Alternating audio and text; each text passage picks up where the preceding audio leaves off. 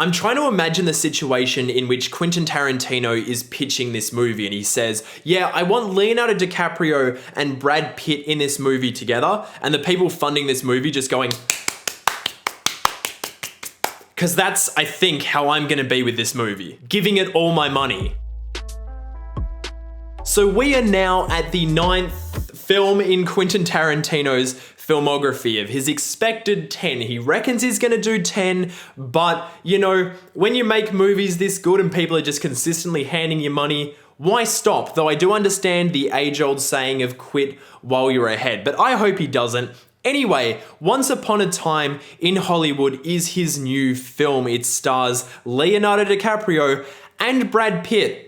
Just want to stress that, those two in a movie together, very exciting. And this movie chronicles, at least as Quentin Tarantino sees it, the final days of the golden era of Hollywood. Leo plays Rick Dalton, an ex-TV star known for playing a bounty hunter in a Western series, who now finds himself struggling to transition into the world of movies now that his type of leading man isn't necessarily what studios are after, and struggling with him is his ex-stuntman, or I guess still his stuntman, Cliff Booth, played by Brad Pitt, who finds himself, I guess, not in as much demand anymore now that he's getting older. And this film is very much about exploring how these two navigate this transitional period in Hollywood, set against the backdrop of, yeah, I guess what the Manson family was up to at the time, involving Margot Robbie as Sharon Tate.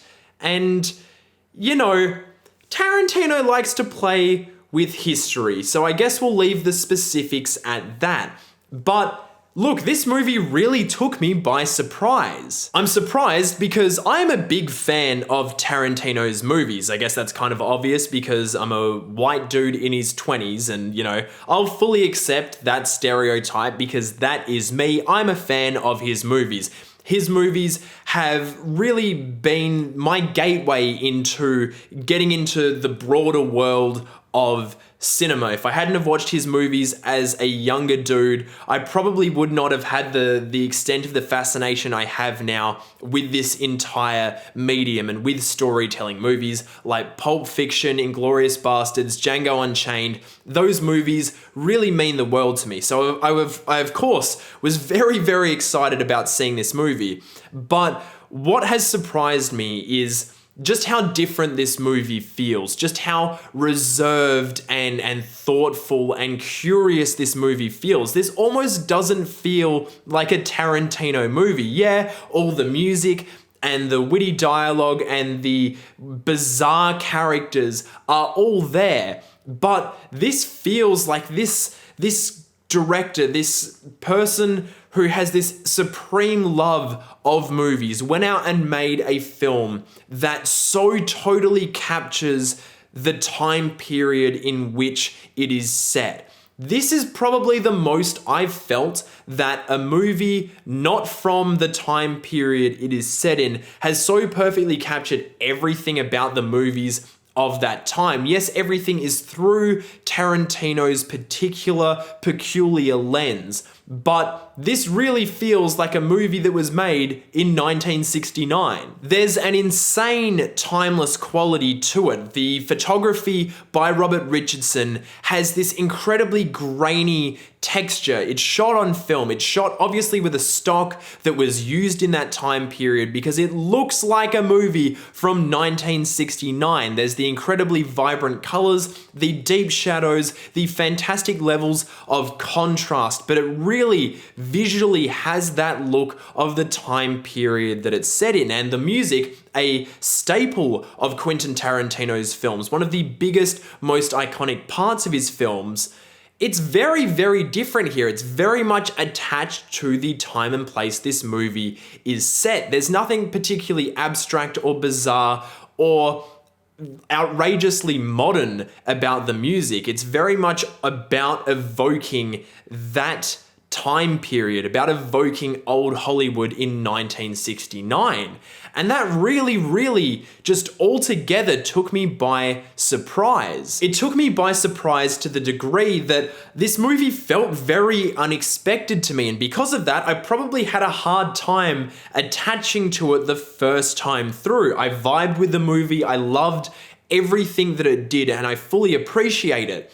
But this is so not what I expected from a Tarantino movie, and it's going to take subsequent watches, I think, to really gel with what he was doing here. I see it, but I don't know if I was able to attach to it because I expected the movie to go so different. So maybe in a way of the movie being not what I expected, wow.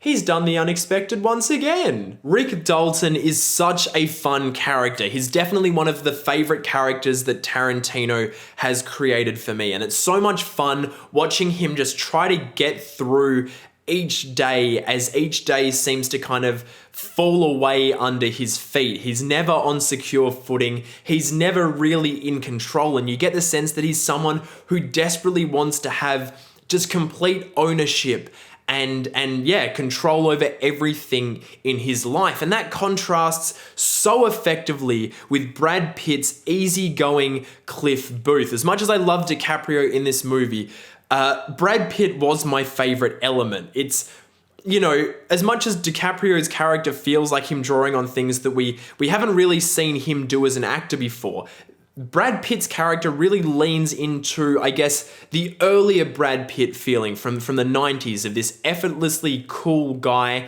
who life kind of just happens to, and he kind of just rolls with the punches, and he kind of just lets it happen. And I really loved exploring someone who was almost at the opposite end of the spectrum. These two characters, these buddies, really do feel like at opposite ends of, you know, what they're going through in life. Different problems, different values, and yet it's not the type of typical movie where that makes them butt heads. No, instead, I think that's what brings them together. And yeah, this movie so heavily anchors on these two performances. And thank God they're so amazing. Margot Robbie is also, I guess, the third major player in this film. She plays Sharon Tate. And while she isn't really given that much to do and isn't as involved in the story as I expected her to be, I think that she does a really wonderful job with capturing the empathy of Sharon Tate. I think that she really kind of digs into what it's like to be an up-and-coming movie star, someone whose relevance is increasing in the industry, and someone who's really reveling in that, who's really respectful of the opportunities that she has been able to seize. And I think that that creates a really beautiful contrast between our other two characters who are kind of fading out of the limelight as she moves into it. And I think that, yeah, she does a pretty good job with, actually, no, she does a great job with what she's given, but what she's given isn't all that much. The rest of the cast is incredibly stacked, and there are a lot of notable players playing notable people from that time period. I want to give a particular shout out to Damian Lewis as Steve McQueen. Very inspired stuff, very interesting and very enjoyable. I also want to say that Al Pacino was great in this movie. I want to say that I cannot believe that that was Dakota Fanning in the role that she plays in this movie. I didn't even recognize her. Wonderful stuff. Bruce Dern is also fantastic. I love that Margaret Qualley from my favorite show of all time, The Leftovers, was given so much to do in this film. But I think of all the supporting cast, the one that steals the show the most is Julia Butters, who is the child actress that stars alongside Leo's Rick Dalton in a number of scenes as he's shooting another TV series in the film. Them together was fantastic, and to hold your own against an actor that is of DiCaprio's caliber is incredible, and the fact that she borderline overshadows him at points was truly something. Absolutely wonderful stuff from her. I think what does it for me overall with this movie is that this feels like Tarantino's most mature movie by far. It feels like his most thoughtful movie. It feels like his most relaxed, his most, I guess, subtle, his most reserved. And because of that, that's what makes this movie unexpected. I think increasingly throughout Tarantino's career, he's made movies that feel more and more unexpected on a moment-to-moment basis. You never know where the story is going to go.